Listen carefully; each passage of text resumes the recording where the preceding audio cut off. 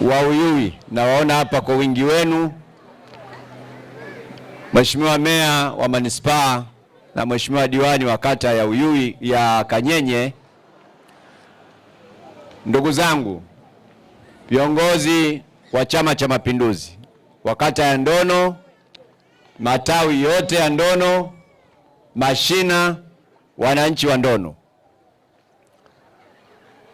Mkutano wa leo ndugu zangu ni mkutano wa uzinduzi wa kampeni zetu za uchaguzi mdogo kama alivyosema katibu wetu. Na uchaguzi huu unakuja baada ya kifo cha aliyekuwa diwani wetu. Tume Huru ya Uchaguzi imechukua hatua za haraka kutupa nafasi tukaingia kwenye michakato ya Chama cha Mapinduzi, tukafanya uteuzi, na tarehe 30 wananchi wa kata ya Ndono bila kuchelewa mnakwenda kumchagua kiongozi atakayewawakilisha kwa nafasi ya udiwani kwenye kata yenu.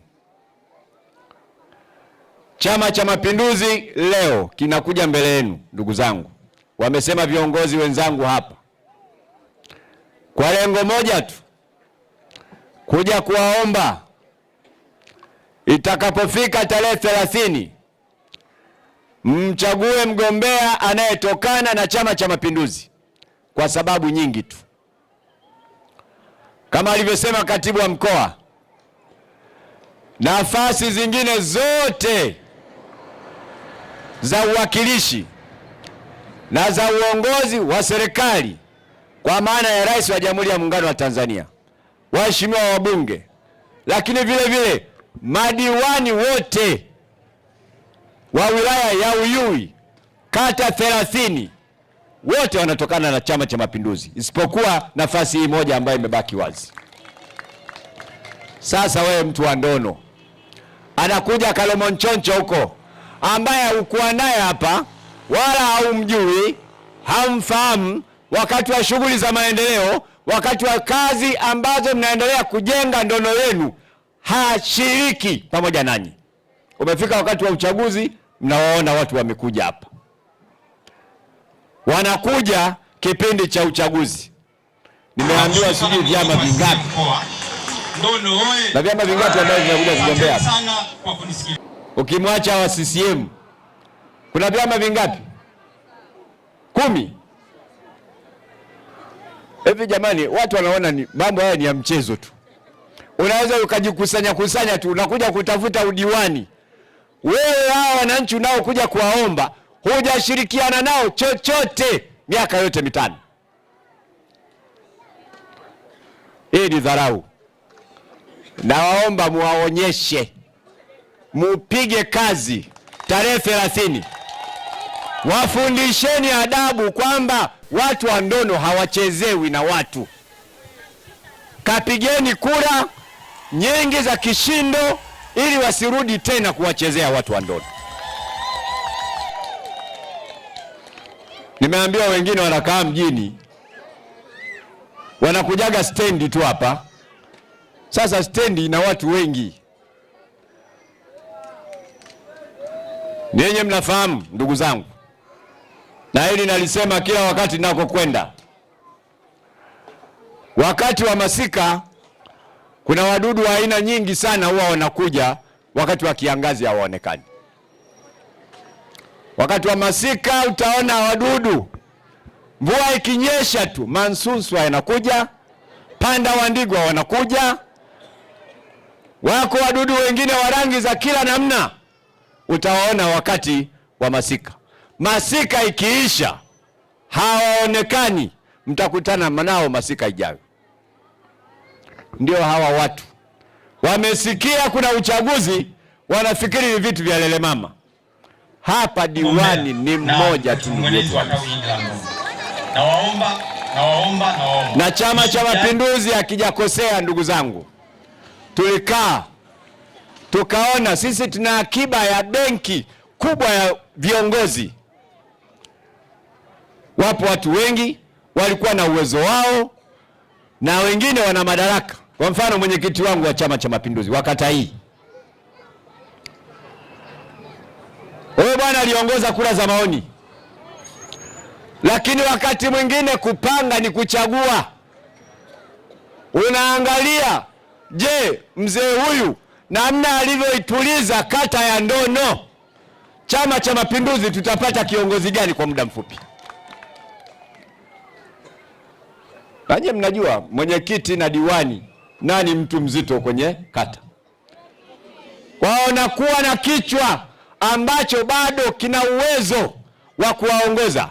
Sisi tunaweza tukaziba nafasi ya diwani hata kama mara 3 mara 4, lakini kuziba nafasi ya mwenyekiti lazima utulie. Ndio maana mzee viongozi wakasema, mzee, endelea kutulia, nafasi yako hiyo, endelea kuwatumikia wananchi wa kata ya Ndono. Na mzee wangu kwa heshima kubwa na unyenyekevu alio nao na utulivu alio nao, bila kinyongo chochote, pamoja na kura nyingi za maoni alizozisema, alituahidi viongozi wa Chama cha Mapinduzi wa mkoa kwamba atamshika mkono mgombea aliyeteuliwa na Chama cha Mapinduzi, ndugu Hamisi, mpaka atakapopata ushindi wa kishindo, na ndiyo kazi anayoendelea nayo kuifanya. Kwa niaba ya Chama cha Mapinduzi, mzee wangu mwenyekiti, tunakushukuru sana. Endelea na kazi hizo na Mungu atakulipa. Lakini niwashukuru vile vile wagombea wengine wote waliojitokeza wa Chama cha Mapinduzi kwenye nafasi hii.